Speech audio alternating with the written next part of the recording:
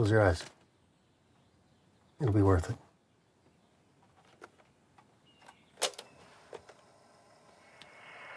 Seconds and counting. Astronauts report it feels good. T-minus 25 seconds. 20 seconds and counting. T-minus 15 seconds. Guidance is internal. 12, 11, 10, 9. Ignition sequence start. 6, 5, 4, 3, 2, 1. 0. All engine running. Liftoff. We have a liftoff. 32 minutes past the hour.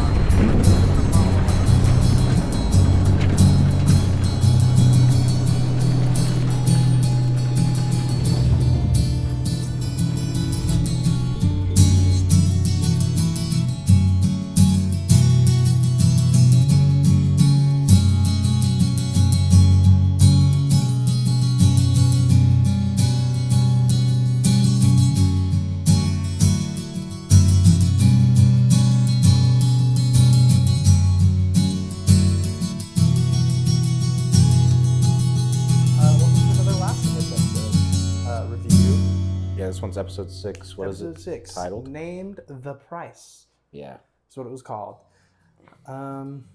He's back. He is back. Joel is back. Mr. Pedro Pascal. He never died. No, it was a good episode. Not my heart. Yeah. Not your heart. Yeah. Yeah. Yeah, I mean, it was just a flashback episode. Yeah. Everything of it was a flashback, which that's kind of what I was worried they were going to do. Because it's like a big thing that holds the game up is the fact that they sprinkle the flashbacks through it. Yeah. So that way you don't just lose all of Joel and Ellie's relationship throughout the whole thing. But it seems they just like waited till the second to last episode to give us some Joel and Ellie relationship. Well, backstory. imagine that you get to the next 2 episodes and you don't get to see the flashbacks. To the next 2? Yeah. Or the next one that's coming and the one we just watched. And you don't get to see any flashbacks at Yeah, all. you don't get to see any flashbacks at all. And then you have to wait a year and a half Yeah, for season 3. And then it's like, okay. Yeah, that would suck. Yeah, you'd be so emotionally torn out and just in general, you wouldn't care. I agree. Yeah. I agree. But I just wish they had sprinkled them a little bit more. Yeah. Like throwing 1 or 2. I just don't know why they didn't just make the season longer. Yeah. But 7 episodes is kind of crazy. yeah. But This episode was good. I liked it a lot. Immediately following Ellie torturing Nora to get information about Abby, you get a flashback in the last episode of Joel waking her up. And then this episode, you get to see Joel go up to Seth at the bar, and he is like trading some Legos for some stuff. This is about 2 months, I think he said, after they had started living in Jackson. Yeah. And so they, not everyone's like acquainted, not everyone's familiar with each other. So Joel's kind of not only trying to show his worth at this moment, but also trying to get items from Seth. And you find out later on those items were a cake. Yeah. A birthday cake for Ellie. And what happens after that? It was he immediately after he does something else. He starts making her guitar. Right, yeah. He brings home a bone from wherever, and he literally chisels it down all the way down to this really tiny little piece, and then he sticks it in the guitar. And then he finishes up the guitar, puts strings on it. Which I thought the guitar looked very nice. That was a very sick looking guitar. It was a nice looking guitar. Yeah. So he makes this guitar for Ellie. He makes everything about the birthday super special. He's just a good dad. And Ellie ends up being like rushed home with a bandage around her arm by Tommy. And Joel's like, what the hell happened? And you know, Ellie just was working in food that day, I believe. She was working like the line. Yeah. She burnt her arm on a pot. The same arm that she had a bite on. And she says, oh, the reason was because, I wanted to wear short sleeves again. Yeah. Which is a callback to her saying that to Dina after explaining what she had done. Yeah. And they did it differently in the game. Mm-hmm.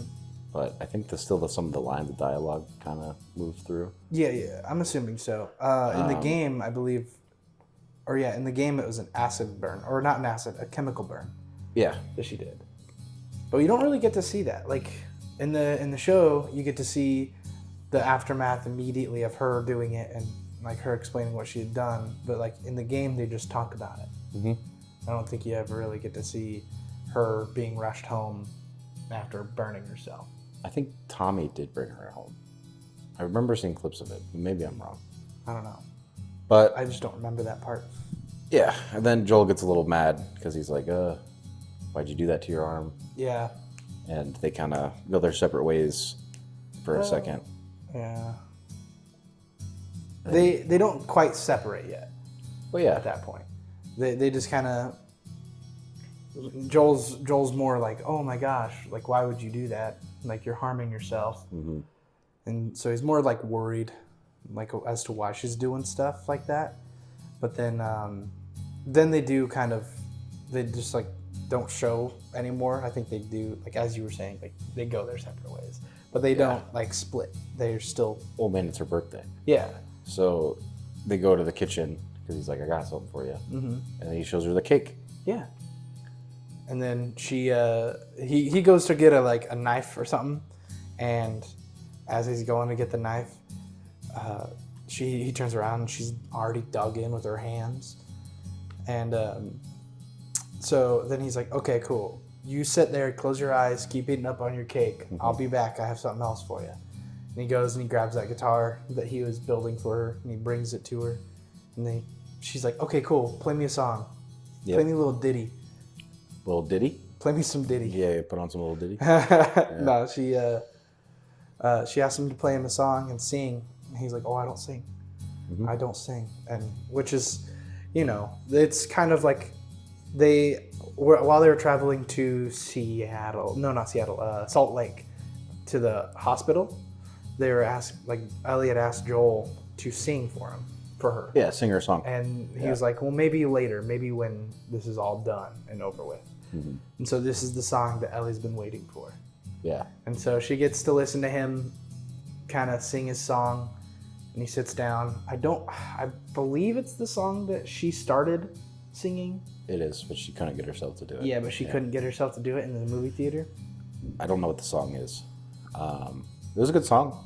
Mm-hmm. Joel did it pretty well, and she got choked up. Yeah. She was getting sad, and which is just devastating because of she was singing the song in the theater. And then I do like how they kind of did it through her birthdays. Mm-hmm. Because in the next one, I think it was a year later. Yeah, the next one was 1 year later, and it was the museum. Yeah, then they go to the museum. Mm-hmm. And they do the dinosaur thing. Mm-hmm. I liked that. That was fun. Yeah. It's a classic moment from the game. Yeah, she climbs up on the top of the dinosaur. Yeah. She's like, I'm a dinosaur. Yeah.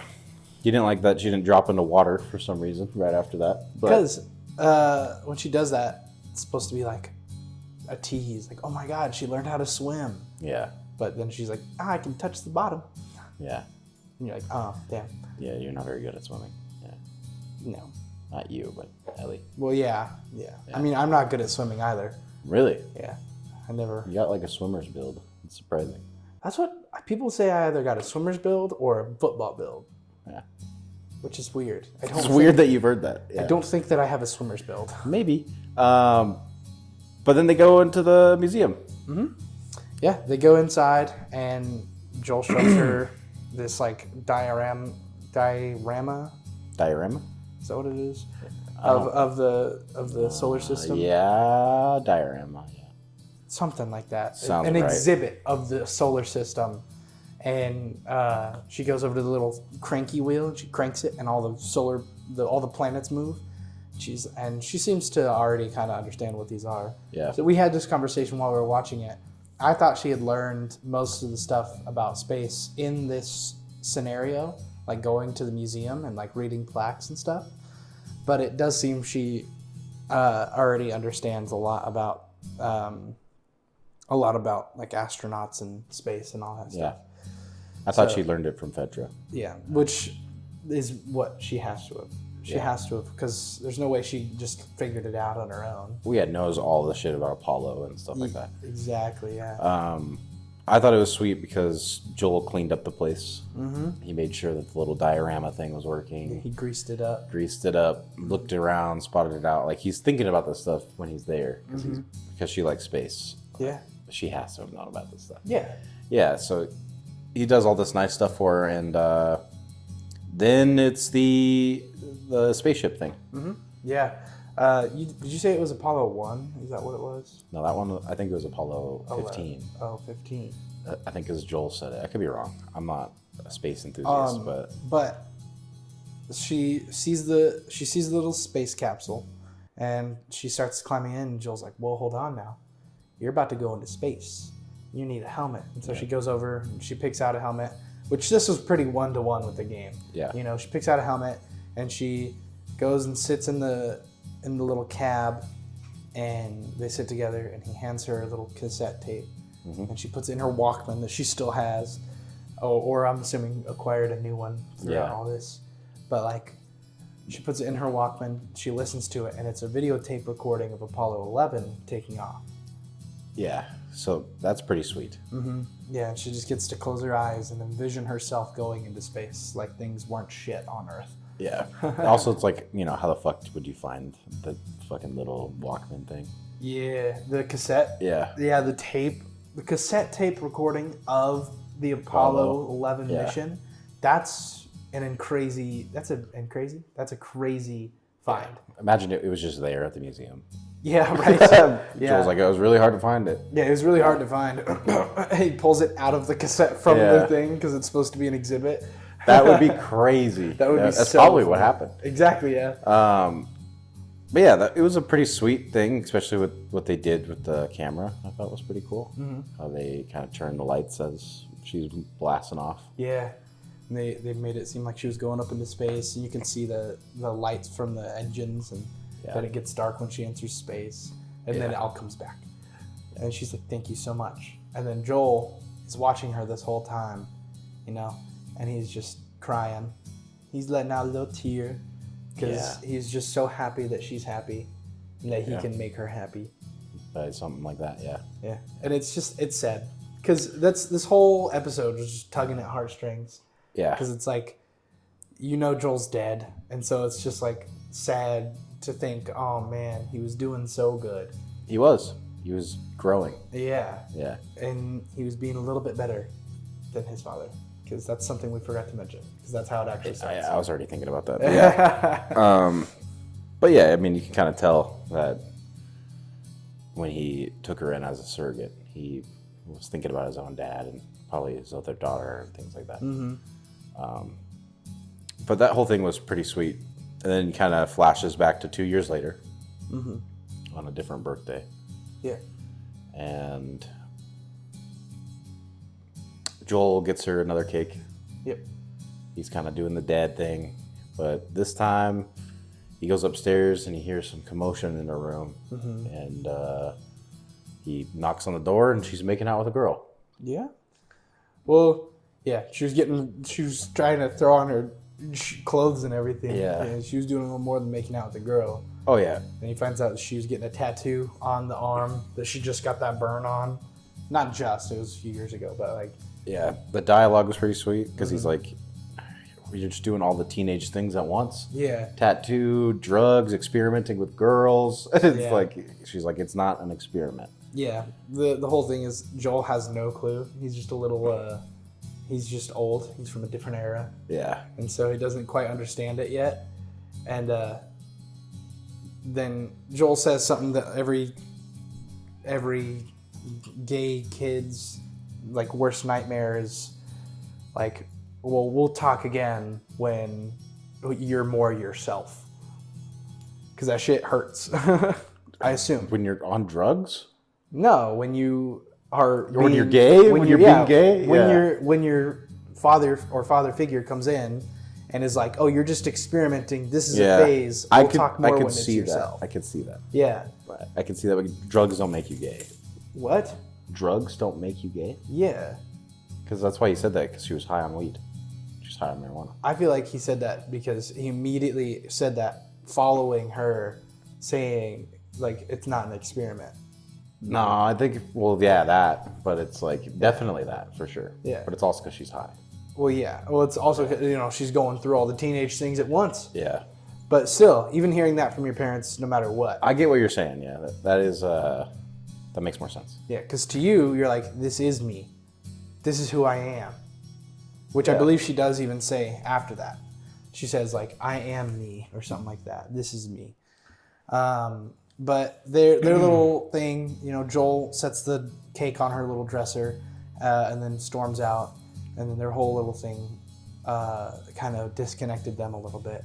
And so Joel goes back in and he sees she's trying to take her mattress out. Yep.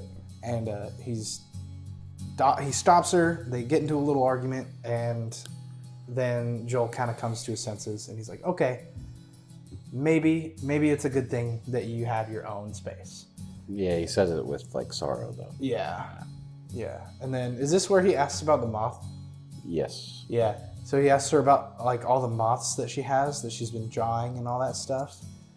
And he's like, so what's with the moths? And she's like, oh, what does she say? I don't know what she says. She just kind of shrugs it off like it's nothing. Yeah. And then he's like, oh, yeah, change and growth and all that. Yeah. And she's just kind of like, yeah. And then he goes and talks to Gail, the therapist lady. He's like, hey, what does a moth mean in your dreams and stuff? Like, what does that symbolize? And she's like, well, usually it's, you know, like death. Yeah. And Joel's like, oh, okay. Uh-oh. Yeah. Well, I mean, you would imagine that would set off a red flag of him being like, I should take more attention to what's going on with her. Ask her what's up. Yeah, that's true. Which, you know, I don't know if he tries, but... He doesn't. No. He kind of fails. He does try to connect with her a little bit more, but he doesn't. He just kind of brushes over that fact. Oh, for sure. She's obviously going through something big. Yeah. But then, what is it? Another year goes by? Yeah. So, well, no. It's about 2 years, I think, right? Because then it goes back to present day. No, it's 1 year because then Joel takes her out on the patrol. 9 months. It was 9 months. 9 months. That's right. Yes. And so they go out on the training patrol to train her to be a patrol lady. She patrol wants to person. go be on patrol and stuff. Yeah. Yeah. But while on patrol, Ellie's like, how many deaths, how many kills is like the max for a training patrol? And Joel's like, none. This is the safest route. You know some shit's gonna go down. And then some shit went down. Yeah, some shit off screen went down. Off screen. Yeah. Then we walk up to Eugene, and Eugene is bit. Mm-hmm. And this is like a moment where you kind of don't know which side to take, Ellie's or Joel's. Yeah. Because Joel's like, hey, we're gonna have to shoot you. It's protocol. Yeah. And he just wants to see his wife, and Ellie's like, let him see his fucking wife. Yeah. Yeah. But, yeah. Eugene begs and pleads. He's like, I have my last words. I want to say something. I want one last thing for her. Mm-hmm. And all that. And, you know, it makes sense, you know, for Joel, because he's like, whoa, dude, like, you're bit. You clearly, like, you're a danger. If I bring you back to Jackson, that could lead down a whole rabbit hole. We could lose more lives than we need to lose. Yep. And it's like, I'm sorry, dude, but I can't do that. But Ellie, she wants to, like, she's trying to be more human. She wants to, like, kind of, I guess... I truly think she's just doing it to prove a point. Yeah, well, I think that a little bit about that, but I also think she just did it because she was like, this is, like, the right thing to do. Yeah. In her head. And so she does the test on him that the Fireflies had been doing on her. Mm-hmm. The hold your arm out and count slowly from 1 to 10. Mm-hmm. And so Eugene does that and nothing happens. And she's like, he's got time. Like, we can get him there. And so as she's going to get her horse, she looks over at Joel and she's like, get him, or Joel tells her, he's like, I'm gonna go walk with him, you go get the horse. Yeah. And then as she's walking away, she stops and she looks back at him. She doesn't say anything, but Joel looks back down at her and he gives her the exact same look that he gave her when she asked about the fireflies the first time. And he says, I promise, which is also the same thing he said about the fireflies. And so Joel kind of walks Eugene out to some nice, really pretty view. Some very much CGI background. Yeah. It did not look like they filmed it there. No. But if it was a real lake, it was pretty cool. Yeah. Which it might have been. Could have been. It was pretty though. But Eugene he's out there and he's looking at it and he goes, wow, this is beautiful. Oh, wait. Yeah. Which I thought that was funny because it's like, that's every movie ever. Yeah. So the fact he's like realized anyone would. Just look at the flowers. Yeah. Look at that lake over there. You see that? What's that thing really across the lake? Yeah. Yeah, shoot the guy. And then Eugene wises up and he's like, I don't need a beautiful view. I need to see my wife. And Joel's like, just tell me your last words for her and I'll be sure to pass them on. Yeah. And Eugene's like, I don't need this part kind of hit hard for me because it was like, I don't need her last word, or she doesn't need my last words. Yeah. I need hers. I need to hear her say something to me. I just need to hear and see her face, you know? And so Joel then tells him some corny ass shit. If you love someone, you can always see their face. Which is true. I mean, it's true. I just thought it was funny because I was like, I thought he was going to go, if you love someone, let them go. Bow! Yeah. That's what I was expecting him to do. But no, he tells him to do that, and Eugene looks back out at the lake, and he starts closing his eyes, and he's looking, and he says, I see her. I see her face. Yeah. And then, bam. Dead. Which I thought that was the politest way Joel could do it. Oh, yeah. Yeah. Joel did it in a way, like, I agree with Joel a lot of this, because it is just a bigger danger to bring him back to Jackson. And there are people he loves, there are people he needs to protect there. And not only that, but he would have to bring him back with Ellie there. Yeah. And so if he turned, it could be dangerous for Ellie. And we all know what happens when there's any sort of danger presented towards Ellie. Death to whoever presented danger towards Ellie. So, he makes this decision to keep everyone safe, including Ellie and himself. But Ellie comes back and she sees this happen, or she didn't see it happen, but she sees his Eugene's body dead, and that kind of clued her off. She was already kind of wary of the whole Firefly situation, and she had questions prepared and everything to go confront Joel about it, which I said it felt like catching a partner in a lie or catching a partner in an affair. Yeah. Because it's just like that feeling of oh, this is a comfortable relationship, but I know you're hiding something that will affect this relationship. That sounds like such a toxic behavior, though. What? This is a comfortable relationship. Everything's good, but you're hiding something. you know? Yeah. Well, but it's like if you know, you have these clear evidence and this. If you have stuff. suspicion. Yeah. And so it's like I want to confront you about this, but I'm scared that if I do, it's gonna ruin what we have. Yeah, which, in all honesty. Yeah, I agree. Sorry, my bad. In all honesty, she probably should have mentioned this to Joel before. Oh yeah. Because it's like, this is just a moment of intense stress and things. Mm-hmm. And she's trying to make Eugene like a scapegoat for her to be like, fuck you, Joel. Yeah. Instead of just dealing with the problems as she should have. I don't know if that's what she's doing. That's how it feels. I don't know if she was using Eugene to be a reason to push Joel away. Well, I think she was just kind of, she was like, I feel like I can take your word. And if it was one of those moments of, this is a defining moment. Of if you can keep your word here, I'll be a lot happier and a lot more comfortable, and I'll just accept it. But Yeah. if you can't keep your word here, then I don't know if I'll ever trust your word again.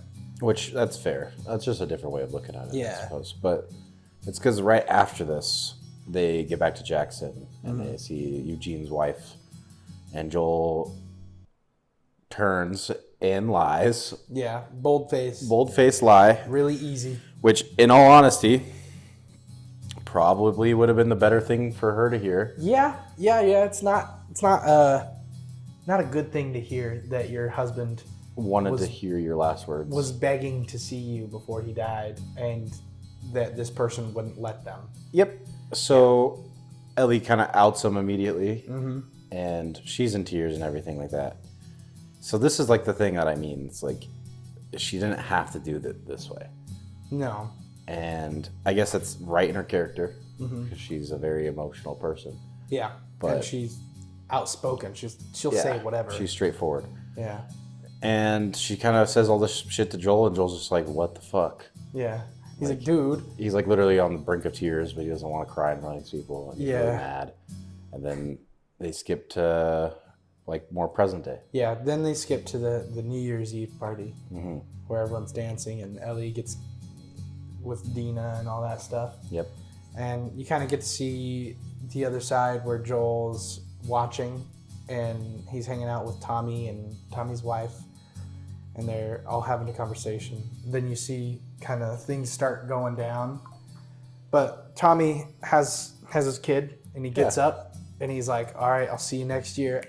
Classic dad joke. Yeah. And but it was also really sad because Tommy doesn't get to see him next year. Yeah. They took 'Cause- that from us. Yeah. In the game he does. Yeah, In the game he does, but not in a good way, technically. But so Ellie gets through her little kerfuffle with Seth, right? And he calls her the bigot word. And then, the same thing happens, right? Joel pushes him down. They have their whole thing. Ellie yells at him. They go their separate ways.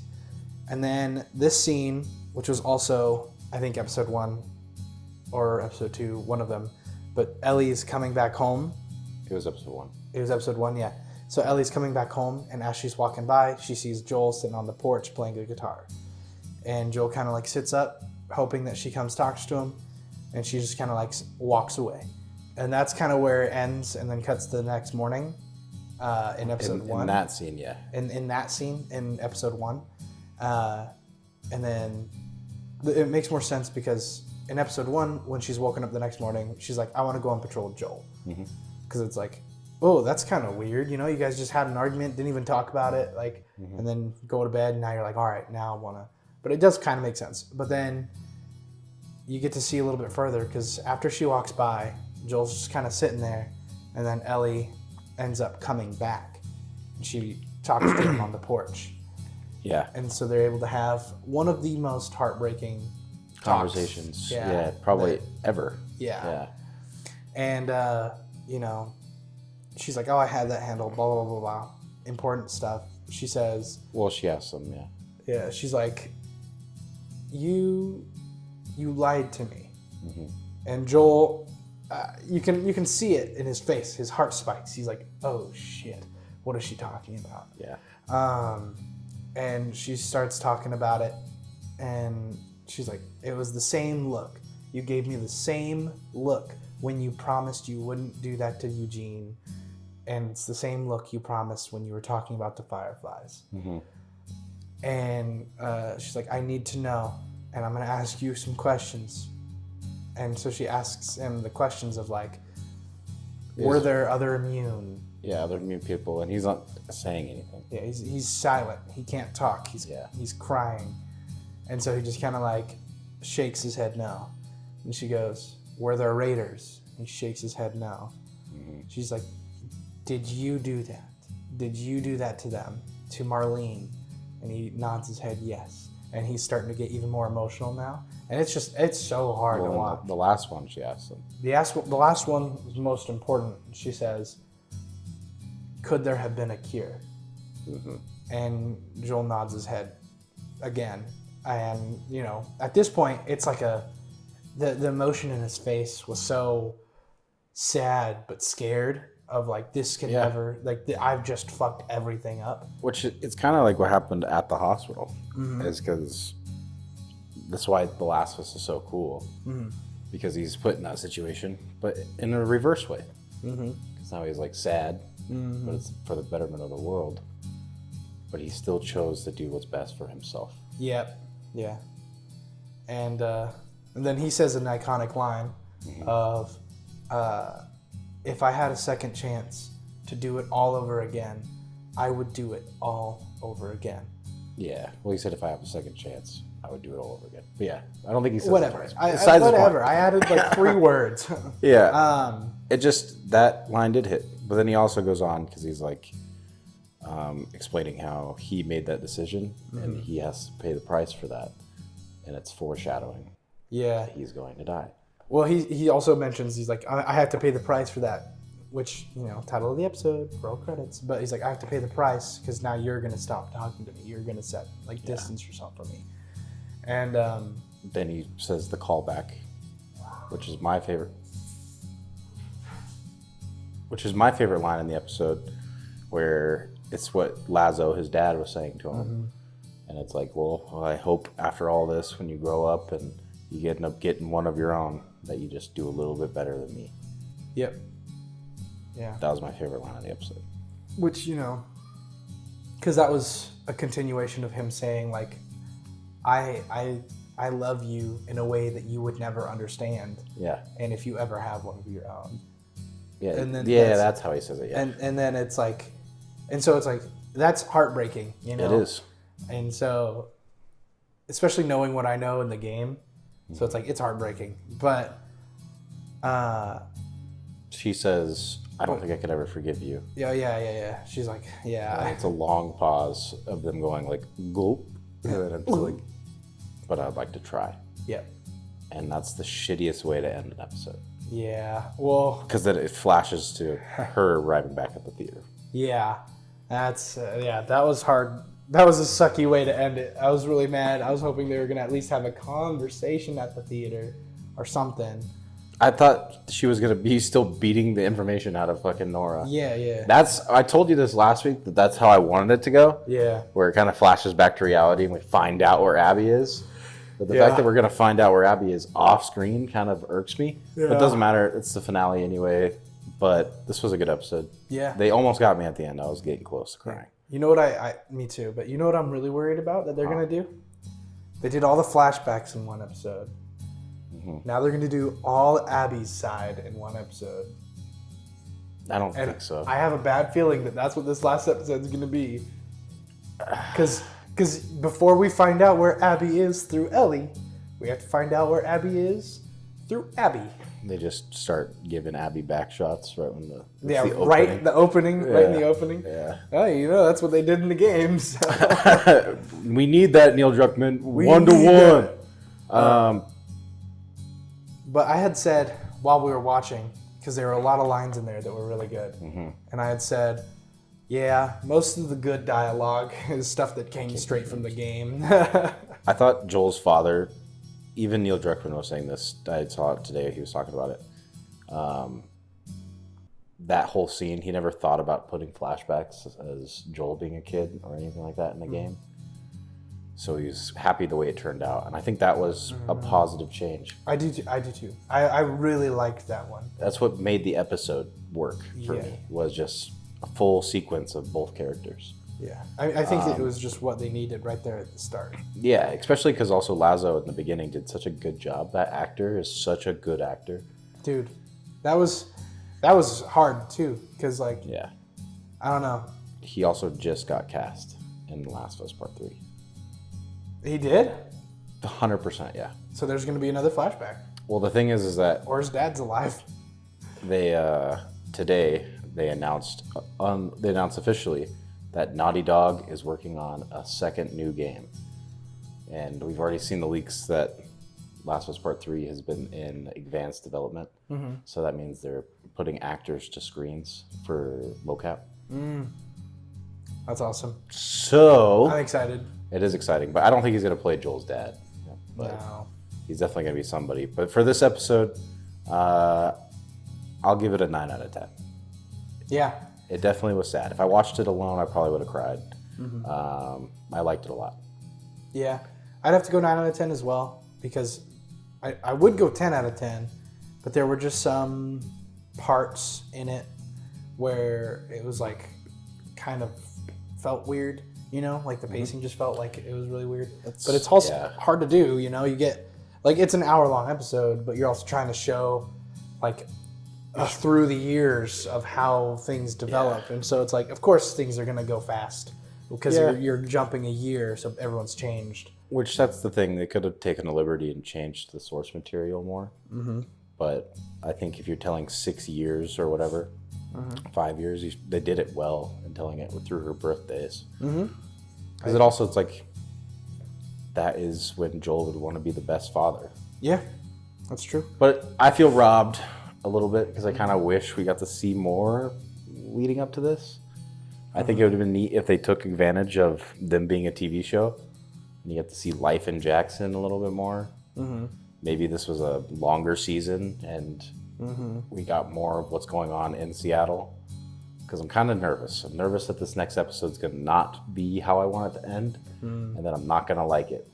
Yeah, if it's not good, I'm going to be really sad that we have to wait a year. Yeah, which sucks.